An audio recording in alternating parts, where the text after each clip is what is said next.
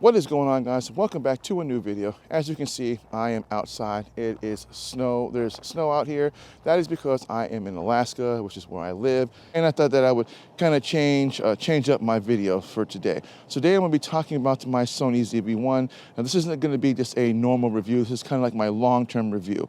Just basically talking about how long I've had the camera and why I still have the camera. So just to give you a backdrop, I've had this camera for about 3 years. I bought it back in November of 2020 to replace my Panasonic G7 and G85. I wanted something that was small and compact and was kind of simple to use. Put it in my pocket, pull it out. When I need to do a quick video, simply just pull it out, open it up, do a video, do some photos, and then that's it. The zv-1 was the perfect camera for that. There was also the Canon M50, which is also considered like a compact camera, but it had removable lenses, so it really wasn't really compact enough for me. It's something I couldn't really just pop into my pocket and then pull it out and then do a video. It just really didn't work that way. So I went with the Sony zv-1. Now, just to kind of give you a quick breakdown of this camera does 4K at both 30 frames as well as 24. It does 1080 at 60, 30, and it does slow-mo at 120. But this camera does have a kind of a small flaw in it. It is a small centered camera. I believe it's like a 1-inch centered camera. So if you are going to be shooting in 4K, it does tend to crop in a little. So keep that in mind if you're planning on shooting in your high res, whether it's 4K at 30 or 4K at 24, it does crop in. Other than that, if you're shooting in 1080, it's perfectly fine. 60 frames, fine. 120, perfectly fine. Now, what I love about this camera is it does have a flip out screen. So I can see myself in the screen, so I can see if I'm in focus, if my auto white balance is fine, ISO, or anything like that that I need to correct is perfectly fine before tapping on the record button. Aside from that, the only drawback I see from this, and it's not really a big deal breaker for me, and it really shouldn't be for a lot of people, is that the touchscreen, it is not a touchscreen camera. So basically the swivel out screen is articulating, but it is not touch. So if that's something that you want, I believe the Sony zv-1F has it. I'm not sure if the zv-E10 has it, but I believe the Sony zv-1, the zv-1F does. Aside from that, it's a perfect camera. I mean, I've had the camera for 3 years. It's done amazing for me. I use this for primarily like my B-roll shots, or if I just don't feel like wanting to use my other Sony camera, then this is kind of easy, simple to use. Now I do have this mounted on my remote control / Bluetooth controller / desktop tripod, which when I bought the camera, it was dubbed the content creator's camera.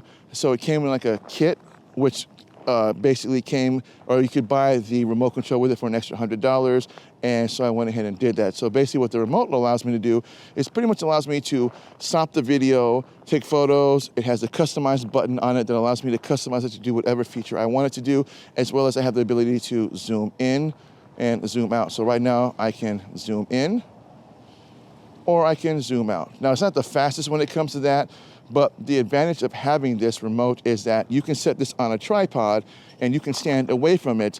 And then once you have all your settings correct, you basically just hit the record on the remote and there you go. It's kind of like a hands-free way of doing it. And in terms of video quality, that actually does a pretty good job. Living in Alaska, with it being in March, it doesn't really get dark as quickly now, so right now there's still a lot of light, but usually sometimes I'll have the ND filter on because this does have a built-in ND filter, so it kind of shuts out a lot of the excess lighting. Otherwise, video-wise, it does a pretty good job. Now, it's not the widest field of angle when it comes to doing recording, so if you're doing vlogging styles with this, just also keep that in mind. Other than that, again, I can have this at full arm extension. I can pretty much get a lot of the background in my video if I were to do that style of video, which again, it depends on the creator. Otherwise, I can literally just sit this on my car and I can just literally record from where I'm standing. Aside from that, it's a perfect camera. I would recommend this to pretty much anyone who's looking to start their first YouTube channel, or if they want something small and compact and easy to use, this is definitely worth the money. Now, it does have some really cool connections with it, which I'll go over. It does have a 3.5mm plug-in, which is what I have my Rode wireless mic plugged into. It also has a mini HDMI to HDMI connection. So what that basically means is if you want to use this camera for, say, live streaming, whether it's for Twitch, Facebook, YouTube, Zoom meetings. All you need is a micro HDMI to HDMI cord. You simply plug it into the camera, plug the other HDMI into your computer, and you are pretty much just good to go. And it also has a multi-plug-in, which I never really could figure out what that was exactly, but I believe you can also charge the camera with a battery pack if you have a micro HDMI to, or not micro HDMI, but you have a micro USB to USB. I believe that does allow you to basically charge the camera with a battery pack. Although I've never used it myself, I never really tried it, but I believe that's what you can do with it. Otherwise, I am shooting this in S-Log, so it does allow you to shoot with picture profiles. So if you're not really familiar with that, I won't go too much into it, but it does allow you to do that if you want to. It also has a host of other really cool features for beginners. So if you've never really used a camera, if it's your first time using a camera, it does have what is known as intelligent audio, which basically means you just simply just open up the camera, set it to whatever you want, whether it's for video recording or for photos, and you just hit the record button or press the photo button for taking your photos, and the camera automatically does it all for you. Otherwise, I would really encourage you to learn how to use it in manual. Aside from that, the camera's perfect. Never had a problem with it. Like I said, I would recommend this to pretty much anybody who is looking to start their first YouTube channel or wants a really decent compact camera that they can use for vlogging, social media, or for as a webcam or for Twitch streaming. So I'll have a link down below if you guys want to take a look at my Sony zv-1 playlist, because I did do a lot of reviews on this camera as well as some accessories that you can use for this, and I show you how to pair the Bluetooth remote with this, and I'll leave that down below.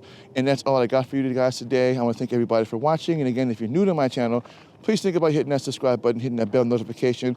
That way you don't miss content when I drop it. And stay tuned for my next video. I'm trying to get me another Sony camera. Been kind of out of stock on it, so hopefully I'll be able to get it soon before I go on my vacation. So stay tuned for that unboxing video when it drops, and I'll see you guys in the next video. Stay safe, enjoy your spring.